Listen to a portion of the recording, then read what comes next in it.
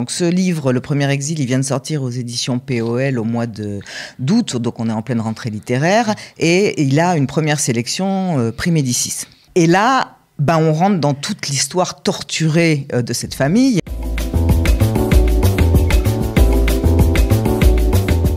Et elle s'appelle Nathalie Hirschsprung, vous la connaissez, vous connaissez la librairie Vice Versa. Comme chaque semaine, comme chaque mercredi matin, elle nous présente des livres. Aujourd'hui, elle a choisi de nous parler du petit dernier de Santiago Amigorena. Pour ceux qui le connaissent, on va en parler bien sûr. Ça s'appelle Le Premier Exil. Nathalie Hirschsprung, bonjour. Bonjour Cathy. Alors, un livre qui vous a beaucoup plu. Ah de toute façon... Vous ne présentez que des livres que vous aimez, évidemment. Non, mais au-delà de ça, je suis une fidèle de Santiago Amigorena. Ouais. Donc là, il vient de sortir... Personnage haut et en couleur, on peut le dire. Oui, et puis un personnage extrêmement intéressant, un auteur extrêmement intéressant. Donc ce livre, Le Premier Exil, il vient de sortir aux éditions POL au mois d'août, donc on est en pleine rentrée littéraire, et il a une première sélection Prix Médicis. Pas mal. L'année dernière, j'avais présenté Le Ghetto Intérieur, qui était aussi sélectionné pour je ne sais plus quel prix, que finalement il n'a pas eu, et j'ai trouvé ça très triste. Donc j'espère vraiment que cette année, la justice il va être distingué. D'accord. Parce que en fait, ce que fait Santiago Amigorena, c'est un immense puzzle. C'est ça qui fait toute l'originalité de son œuvre. Donc Le Ghetto Intérieur racontait le silence en 1945 de celui qui deviendrait le grand-père de l'auteur, Vicente Rosenberg, un petit coup en espagnol, un petit coup à l'anglaise, qui a émigré à Buenos Aires. Et le premier exil s'ouvre sur la mort 20 ans plus tard, dans cette même ville, de l'arrière-grand-père de l'auteur, l'abuelo Zaide, qui est un juif originaire de Kiev. Et là, on rentre dans toute l'histoire torturée de cette famille. La famille du narrateur a dû fuir l'Argentine pour l'Uruguay. Est-ce qu'il raconte si c'est autobiographique ou pas ? C'est clairement autobiographique. C'est clairement autobiographique. Donc, la famille a dû fuir d'Argentine en Uruguay pour échapper à la dictature après le coup d'État militaire de 1968.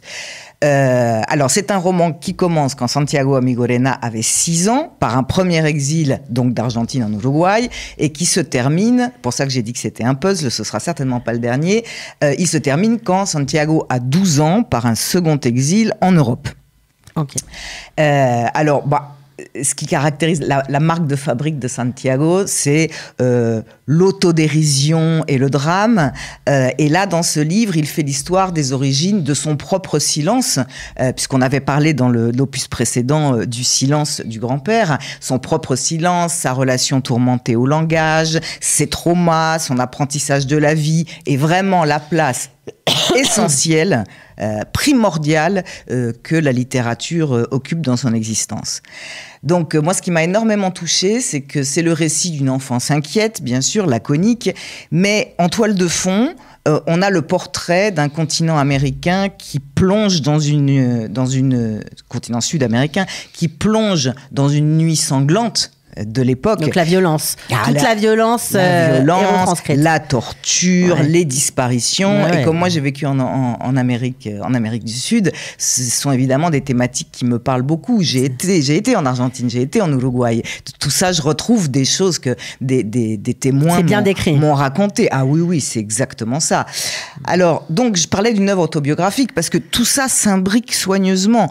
On repart d'un livre qu'il a écrit en 1998, Une enfance laconique, et petit à petit, il construit un gigantesque puzzle où chaque pièce est rattachée à un ensemble qui se dessine peu à peu et qui va, vous demandiez si c'était autobiographique, qui va évidemment aboutir à une autobiographie totale par le récit, où le monde extérieur, et c'est ça qui est intéressant, est toujours présent à travers les yeux les yeux et l'écriture du narrateur. Donc Santiago Amigorena, il est l'auteur, il est le narrateur, il est le personnage. Et au fil des ans, les parutions de ces livres n'ont pas forcément suivi un ordre chronologique, mais petit à petit, on va s'y retrouver dans la chronologie, on va arriver à quasiment une encyclopédie qui est portée par la mémoire, les souvenirs vécus et des philosophes et des écrivains qui ont apporté beaucoup de soulagement à l'auteur dans les moments difficiles, Leopardi, Dante, Dostoïevski et surtout Proust. Donc évidemment, il explore dans ce récit ce qui l'obsède depuis ses tout premiers textes, la mémoire, la transmission, la perte. Alors, c'est un livre qui est un peu construit comme une enquête, et l'intime est toujours lié au collectif, c'est ça qui en fait la richesse, et l'essentiel de la démarche de l'auteur réside avant tout dans l'écriture elle-même, et vraiment, il écrit bien. C'est ce qui rend vraiment ce livre passionnant. Et pour illustrer ce que je viens de dire du personnel qui a toujours un écho dans le collectif, j'ai sélectionné un petit extrait, comme chaque semaine, bien évidemment. Il est très court, oui, mais je trouve qu'il illustre très bien le propos. Aujourd'hui, tout le monde s'accorde pour protéger les enfants, mais personne ne s'inquiète qu'on détruise l'enfance. L'enfance n'est pas ce qu'on croyait qu'elle était au 19e siècle, avant la psychanalyse, avant la libération sexuelle, avant mai 68. Elle n'est pas ce royaume d'une immense innocence qui ne serait le résultat que d'une immense ignorance.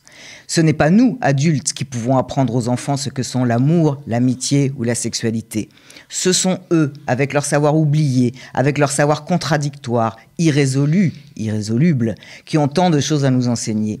Et s'il est louable de protéger les enfants, combien plus louable il serait de les protéger, surtout en protégeant, c'est-à-dire en écoutant cet enfant qui nous est le plus proche et le plus lointain, le plus connu et le plus étranger, l'enfant que nous-mêmes nous avons été. Ouais, c'est très beau.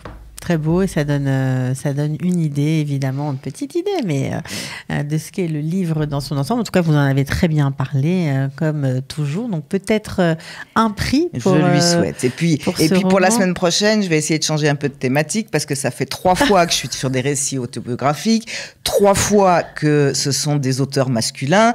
Donc comme en ce moment, il y a un livre très intéressant qui est sorti sur le destin des femmes, je voudrais pas qu'on me reproche de pas en avoir parlé. D'avoir un tropisme. Ouais. Non, je parle pas de ce livre en particulier, mais peut-être que la semaine prochaine, on parlera d'un livre écrit par une femme. D'accord, ok, moi ça me va. Hein. Moi, je pense que c'est une bonne idée. En tout cas, merci d'avoir été avec nous, Nathalie. Avec plaisir. On se retrouve la semaine prochaine.